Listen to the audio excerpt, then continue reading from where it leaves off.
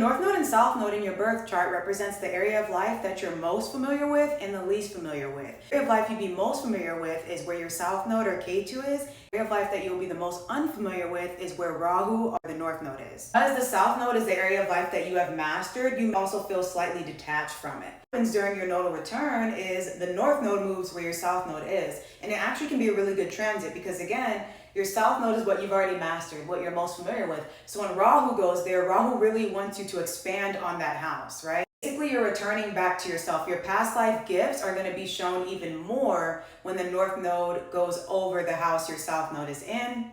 But what you also see is the North Node can also create a little bit of paranoia, fear, also be a little bit anxious about that house because, again, Rahu represents unfamiliarity. So you also could be feeling that in that house, but it's a mix of both, really. The North Node is the area of life that you have centered a lot of your attention around. It's the area of life that you've wanted to master as you are unfamiliar with it, right? Nodal return happens in reverse. You're about to be 30, like your Saturn return is getting ready to start. So by then, you would have mastered that house. You would have learned a lot of lessons from the house Rahu's in. So when South Node goes over that house, it kind of detaches you from it. It's like, okay, you've learned enough to get somewhere in life with that house. But now that the South Node is over, it's like, okay, you don't need it as much. You don't have to rely on it as much because Rahu is over your K2. So it doesn't really want you to rely on what was unfamiliar to you. It wants you to rely on what is most familiar to you. So yeah, let me know what you think.